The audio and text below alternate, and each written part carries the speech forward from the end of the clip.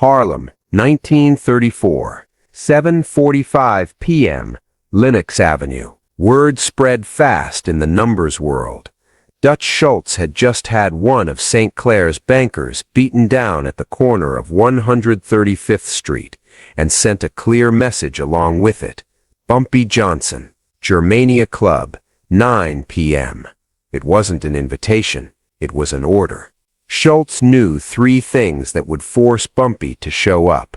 First, the beaten banker was one of Bumpy's most loyal men. Failing to respond would mean losing face across all of Harlem. Second, St. Clair wouldn't allow Dutch to push deeper into her territory, and the message was aimed directly at Bumpy, the only one with enough weight to go in her place. Third, Schultz deliberately chose the Germania Club at 173 East 3rd Street, Manhattan, a place under his full control, to prove that if Bumpy wanted to protect Harlem, he had to step right into the heart of his enemy's domain. Bumpy left Harlem without an escort, not because he trusted Schultz, but because he understood this was a meeting where any show of force could be interpreted by Schultz as a declaration of war. Schultz had calculated exactly that. He knew Bumpy was the kind of man who wouldn't abandon his own and wouldn't let Harlem think he was afraid of anything. Bumpy arrived at the door of the Germania Club. Two German guards eyed him with warning looks, checking his name against the list they'd been given earlier. Schultz did everything by the book. He wanted Bumpy to understand that this visit was in his hands from start to finish. Bumpy was led straight down a narrow hallway and into the back room where Schultz was waiting. No greeting. Just the smell of cigars and faces staring at him like they were attending an unofficial execution. And the moment Bumpy stood still in the center of the room, he understood the real purpose. Schultz hadn't invited him to negotiate.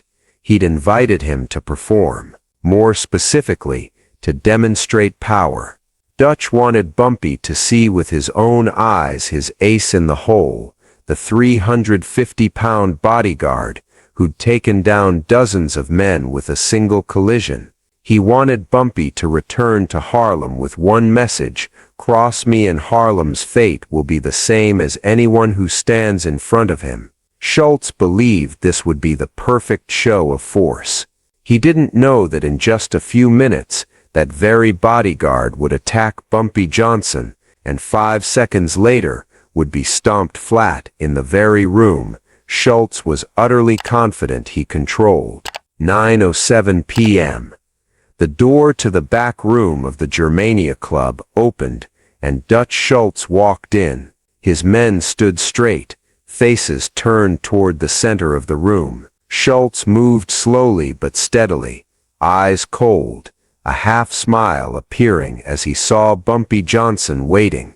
No introduction. Schultz pulled a wooden chair into the middle of the room and sat down, locking eyes on Bumpy, scrutinizing every detail about him with clear judgment and condescension. The entire room stood still. His crew fanned out around the two men, forming a heavy ring of pressure. A few tilted their heads toward each other, faces mixing curiosity and readiness for orders, but no one spoke. This was the opening moment of the real confrontation. Harlem was being pushed back day by Schultz, and Bumpy had come here to stop it.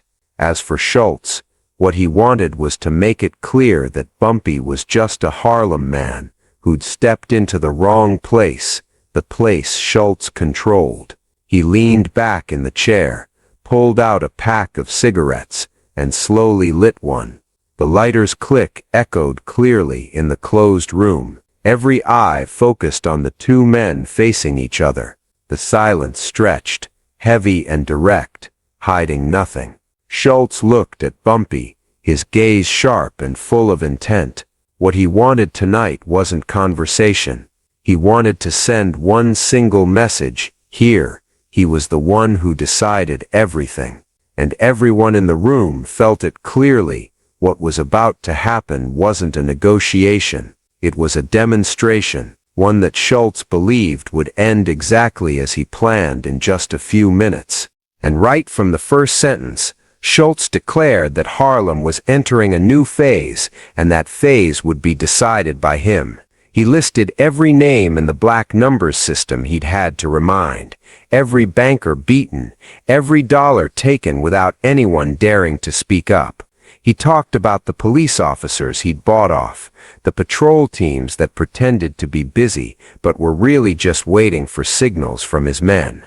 He said Harlem had given itself the right to control a stream of money without understanding where the real money flowed, or who guaranteed that flow. His words didn't stop, shifting from contempt to imposition, as if he were reading a prepared declaration of power. Then he turned all his attention to Bumpy. He said Bumpy's appearance tonight wasn't because Bumpy wanted to come, but because he'd ordered it. He emphasized every word when he said the person he really wanted to talk to was St. Clair, but since she didn't have the courage to step into the Germania Club, he'd settle for her representative. He called Bumpy a messenger, adding that a messenger should just deliver the message and bring back the answer. Schultz paused, not to think, but to make sure those words hit home. He continued, Harlem is going to have to pay its share. There's no reason to negotiate. Everyone in Harlem knows this is coming. You're the only ones pretending not to understand. He pulled the cigarette pack from his jacket pocket, lit another, eyes still fixed on Bumpy, then went on. You think you can exist without paying up. You think you can keep money in your pockets and hope Manhattan forgets about Harlem. You think the cops will side with you. Never. The cops listen to me. The judges listen to me. Even the church doormen know what I want. Schultz tilted his head, flashing a small smile, not to win favor, but to underscore his arrogance. He said he'd let Harlem live in peace for years, only because he was busy with other things, not because he respected anyone there. And when it came time to expand, Harlem was the first place he wanted because of its chaos and ease of control. He said black people in Harlem relied on luck in the numbers game, while he created luck by deciding where that money went. Harlem exists because I allow it, and Harlem will keep existing if it knows how to obey, he said, voice low but razor sharp. And if not, I'll make every single one of them understand who really runs this city. The men standing around didn't move, hanging on his every word like it was a command. Schultz looked at Bumpy again, this time longer. Go tell St. Clair this, he said. Starting tonight, Harlem kneels. I don't need friends. I don't need compromisers. I need people who know their place, and Harlem's place is under my foot. He finished without changing expression. It wasn't a threat, it was policy. Everyone in the room understood that, but the one thing Schultz didn't realize was that Bumpy's silence wasn't acceptance. That silence was the step back before real power entered the room, and Schultz hadn't seen it yet. Bumpy stayed silent for a moment after Schultz finished. He didn't argue right away, just looked straight at Schultz. When he spoke, his voice was clear, each word dropping like a stone. Harlem isn't something anyone can just take when they want, he said. Schultz tilted his head, the half-smile returning. Sharper this time. You think I'm asking for your opinion? He let out a small laugh, tapping lightly on the edge of the table. Black folks should know what they're good at. Running errands, keeping the streets clean. Not deluding themselves into thinking they sit equal with Manhattan. The crew laughed, the sound mixing contempt and agreement. Bumpy didn't look at them, only at Schultz. You want to take Harlem, he said, but you don't understand it. Schultz raised a hand to silence his men, then looked back at Bumpy, eyes holding both surprise and mockery. Understand? I don't need to understand. I just need it to pay up. He emphasized the words, clear and final, the way he was used to laying down terms. No one there can stop me. At that moment, a large shadow blocked the light behind Schultz. A man stepped forward from the corner of the room, his massive frame making the narrow passage feel blocked. It was Rocco Tiny. Franzese, the bodyguard, weighing over 350 pounds, notorious in the underworld for his strength and brutality. No one knew why he was called Tiny, but everyone understood. No one dared call him by his real name unless they wanted to lose teeth. Rocco walked over and stood behind Schultz, arms crossed over his chest. "That's Bumpy Johnson?" Rocco asked. Before Schultz could answer, he added, "He's too small, I'd snap him like a twig." A few more laughs broke out, louder than before. Rocco took another step, making the whole room feel like it was shrinking. Schultz didn't look at Rocco, just said, "That's the one St. Clair sent. They think he can speak for her." Rocco shook his head, looking disappointed. Speak for her? With that build? He scanned Bumpy from head to toe, eyes full of undisguised contempt. "All I have to do is reach out, and he's on the floor." Bumpy now shifted his gaze to Rocco, not to retort, just to look. A look so calm it made a few people behind him hold their breath for half a second. That moment froze the room. No one understood why a man half Rocco's size dared stand steady in front of him like that. But Bumpy didn't change his stance. Rocco frowned, irritated by the unexpected reaction. He took another step to close in, his weight making the wooden floor creak slightly. "What are you looking at?" he asked. Bumpy answered simply, "I'm seeing how strong you think you are." Schultz looked at Bumpy with a mix of amusement and annoyance, then turned to Rocco. "Hear that? The messenger wants to know how strong you are." Schultz laughed. His men laughed along, but this time the laughter wasn't as easy. Something outside the plan was starting to fill the air. Rocco narrowed his eyes, stepping half a step closer. "You want to find out?" he asked. Bumpy didn't answer right away. He studied Rocco like someone watching a problem unfold exactly as predicted. "If you want," Bumpy replied. The answer was simple, calm, but it made Schultz stop laughing. Because there was no fear in it, no urgency, no hesitation, just certainty. Schultz braced his hands on the table, leaning slightly forward. "You know where you are, right?" he asked, voice low. "This isn't Harlem."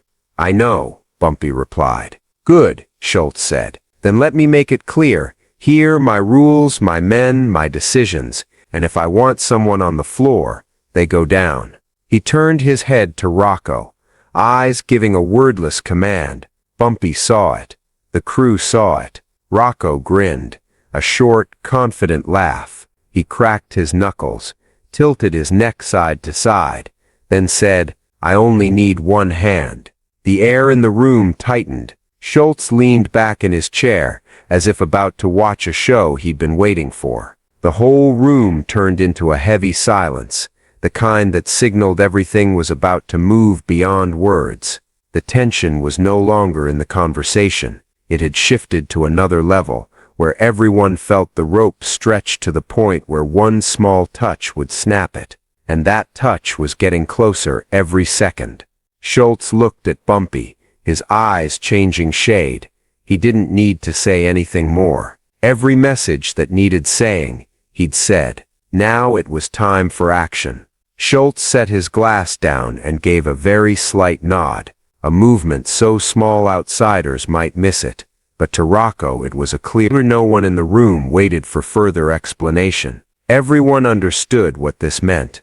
"Finish it." Rocco stepped forward. The crew immediately pulled back, splitting to the sides, opening a large clear space in the center of the room. They moved quickly, orderly, step by step as if they'd rehearsed this many times. The formation shift was so clean, the room instantly took on a new shape, a circle surrounding, with Bumpy and Rocco at the center. Bumpy stood still. He didn't change his stance, arms hanging at his sides, eyes fixed on Rocco without wavering. Schultz watched every movement Bumpy made. The rest belonged to the stronger one. Rocco advanced, his massive weight drawing a deep breath, shoulders rolling, centering himself. A few crew members kept their eyes glued to the two in front. The silence began to pile up like an invisible weight pressing on the room.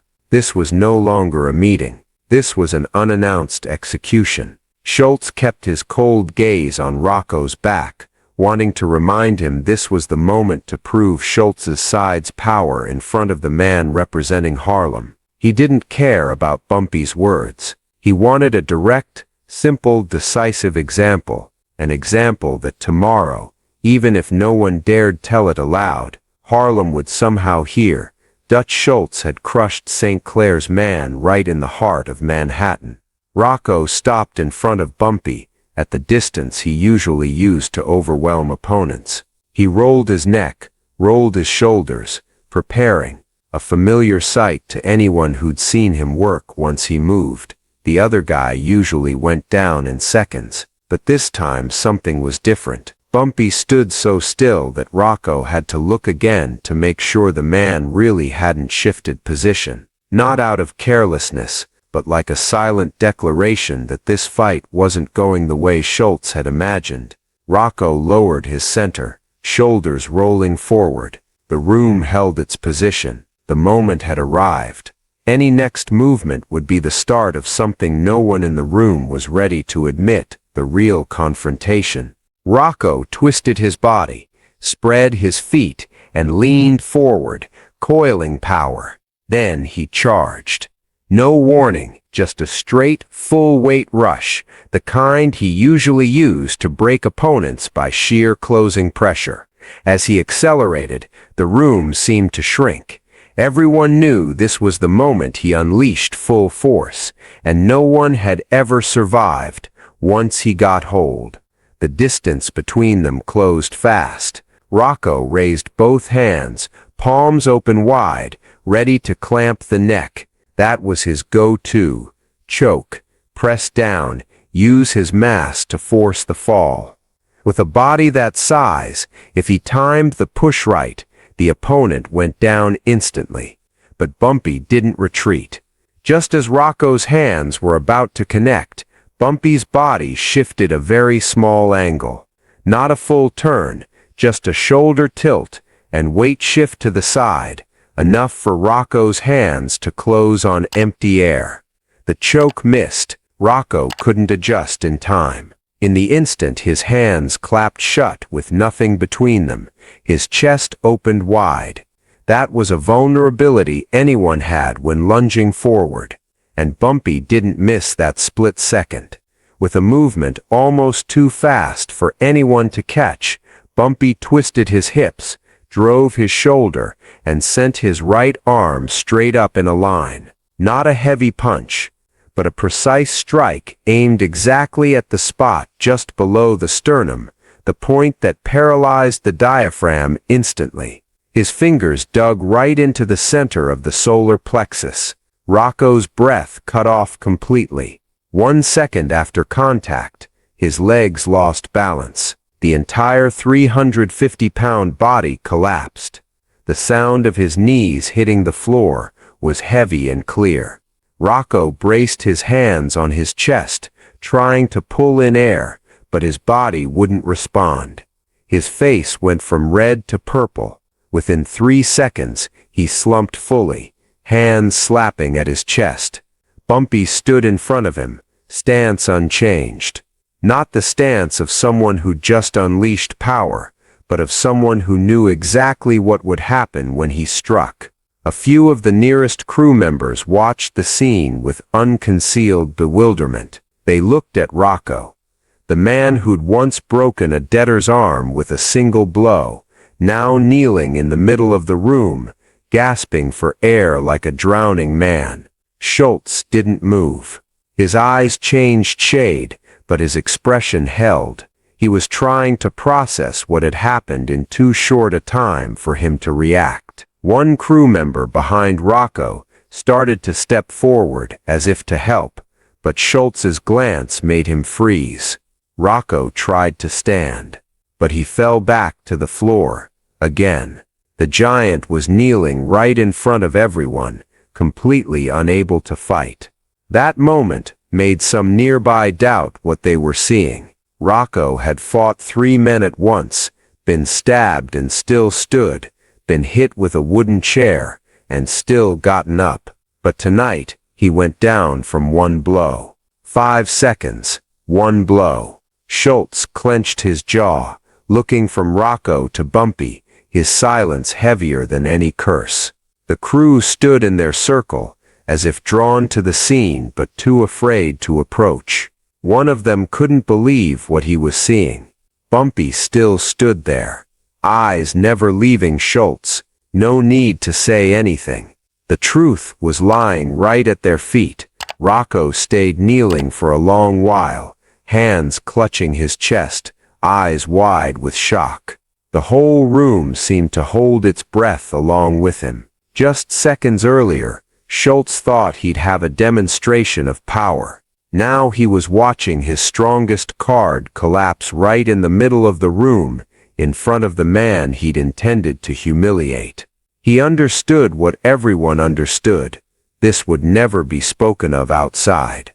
Bumpy still stood straight, showing no sign of fatigue or excitement. Schultz looked at him, and for the first time that night, acknowledgement appeared in his eyes. The meeting was supposed to put Bumpy in his place, but 5 seconds had changed everything. The whole room froze. Bumpy stood firm, and Schultz's power had just been pierced with a deep hole he hadn't yet found a way to fill. Rocco remained kneeling, hands clawing at his chest, but his body only responding with ragged, gasping sounds. His face turned purplish, veins bulging along his neck, eyes wide in disbelief that he was in this state. His breathing was unstable, weak flutters, showing the diaphragm still hadn't recovered. The men who'd been mocking just minutes earlier now stood dead silent. One of Schultz's crew, a man who'd witnessed countless payoffs on the Lower East Side, quietly stepped back. Another raised a hand to cover his mouth, not from fear of the sight, but because he'd just realized his years of assumptions about Rocco and about strength were completely wrong. The silence grew thick. Everyone understood that if it had just been a test of strength, Rocco would have gotten up right away, but he stayed down long enough for all to feel. This wasn't ordinary violence. This was a blow that shook the order Schultz had built. Schultz sat motionless, hands clasped in front of him, eyes on Bumpy with a look no longer like the one at the start. It was acknowledgement, small but clear. "He's different." Schultz didn't say it, but everyone in the room felt it from his eyes. He looked at Bumpy not with the contempt of a man who thought he ruled all Manhattan. He looked like someone who just witnessed new evidence that forced him to reevaluate everything. That gaze lasted many seconds, as if Schultz was trying to accept that the man in front of him wasn't like any opponent who'd ever entered this room. Rocco tried to stifle a groan, forcing himself up, but his arms shaking too hard. He collapsed again, breath blocked, making his face turn worse by the second. A young crew member glanced at Schultz, about to step in to help, but Schultz's slight frown stopped him instantly. No one was allowed to touch Rocco without orders. No one dared break the standoff between Schultz and Bumpy. One man against the wall swallowed hard. He couldn't take his eyes off Bumpy, the man not tall or big who'd just dropped the monster the whole group had relied on for years. Everyone in the room began to understand something they hadn't thought of before. What happened tonight could not leak out. Not to the press, not through rumors, not through stories. If it got out, Dutch Schultz's name would lose its power. The whole room felt it at once. Bumpy showed no sign of arrogance or satisfaction. That made the silence even heavier, because it proved he didn't see this as a victory, but as something he had to do. Schultz glanced down at the floor, then back at Bumpy. He tilted his head very slightly, as if re-evaluating every word he'd said since the start. The crew exchanged glances, no one knowing what would happen next, but all recognizing one truth for the first time in years: Schultz didn't hold the advantage in his own room. The room stood frozen like a photograph, with Rocco kneeling in the center, Bumpy standing still, and Schultz looking at both in a way he'd never done before. And in that silence, something unspoken became clear in everyone's mind. The balance of power in New York had just shifted in exactly 5 seconds. Schultz stood up, his face showing no anger, only calculation. He said, "No one talks about this. Not a word." The words fell into the room like a sentence. All the crew nodded immediately. Not out of loyalty, just fear. A fear too familiar in Schultz's world, fear of disappearing if they told the wrong story. Schultz looked at each face, his eyes so cold, even the toughest had to look down. He continued, "If I hear one word from anywhere, I'll know who said it, and I'll handle it myself." The room was so silent only Rocco's weak, gasping breaths could be heard on the floor. A young crew member started to lift his foot as if to help Rocco, but Schultz's glance stopped him dead. The silence grew heavy, pressing down on everyone. They all understood one thing: if the story, "a black man took down Dutch Schultz's 350-pound bodyguard," ever got out, his career would fall off the power ledge instantly. That wasn't just about embarrassment. It was about survival. The mafia families in the Bronx, Brooklyn, and Manhattan wouldn't miss that chance. A man who lost power was a man who could be swallowed. Schultz knew that better than anyone. He took one heavy breath, then turned to look at Bumpy. His eyes had changed noticeably. They were the eyes of a man forced to accept that the person in front of him wasn't like anyone he'd ever faced. Bumpy stood still, eyes never leaving Schultz. He said nothing, showed no attitude, but that very calm made Schultz more cautious. For a few seconds, no one moved. No one breathed hard. No one knew what Schultz's next move would be. He lowered his voice, but the content cut like a blade. "Forget it all. Nothing happened tonight." The crew nodded repeatedly. They knew this wasn't a choice. It was the condition for walking out of this room alive. Schultz looked around one more time, to make sure. "No one won. No one lost," he said. "Understood." But everyone understood he was lying. Rocco was still kneeling on the floor, breath broken in segments. No one dared go help him. No one dared tend to the injury.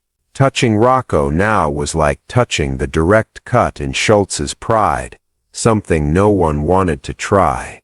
The silence continued to blanket the room, this time not from shock, but from the unwritten law everyone knew. What happened in the back room of the Germania Club would die in that room.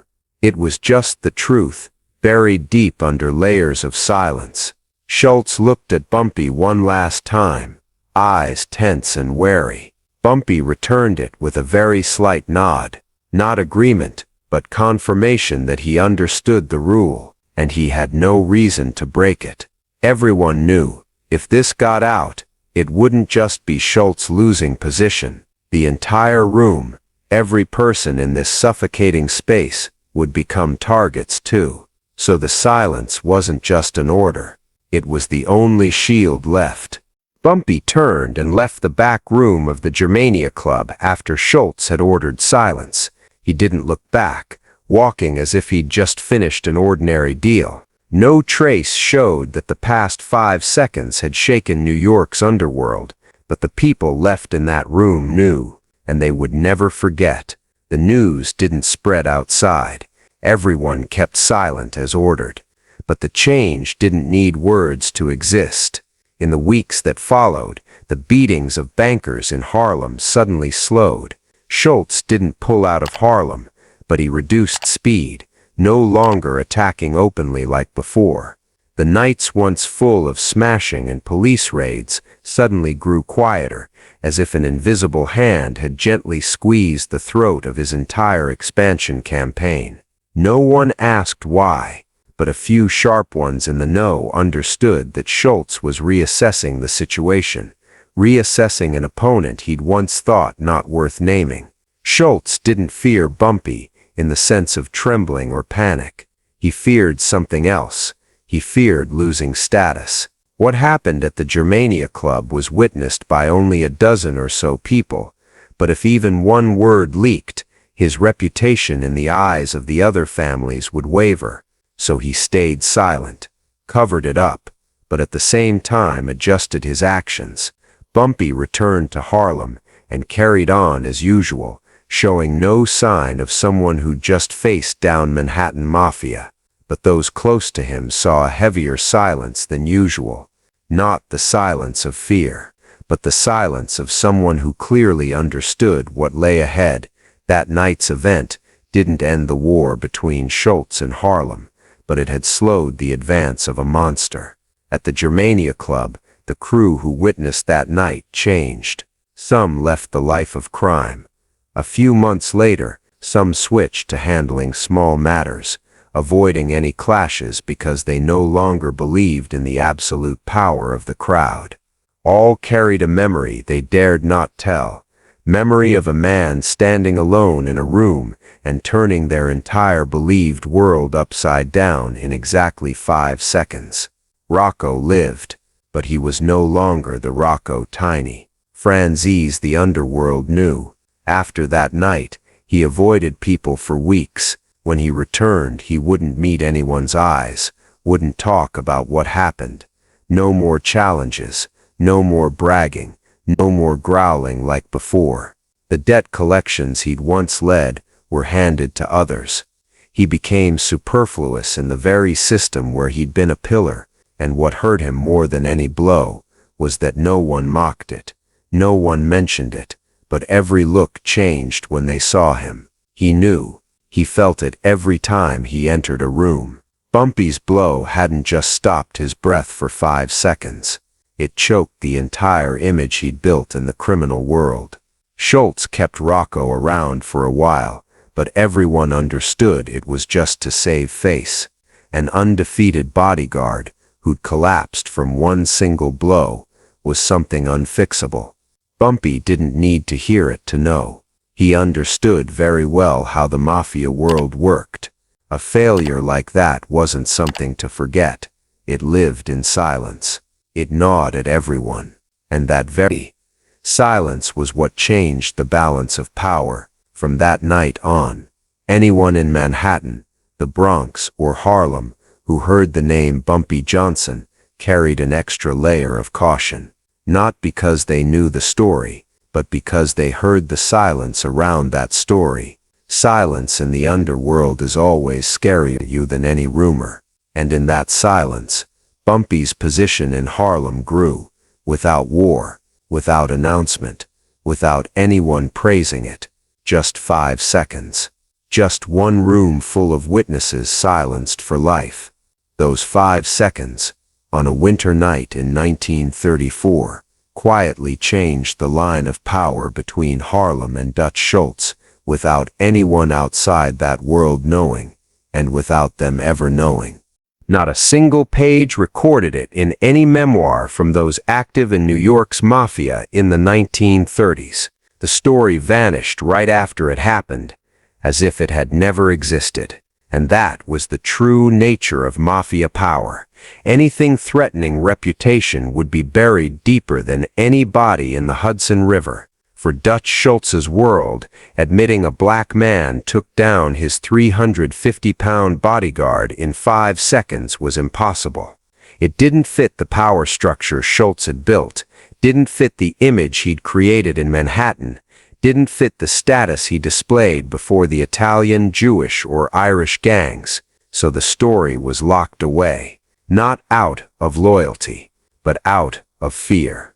Those present in the room that night understood that telling the truth meant turning themselves into targets.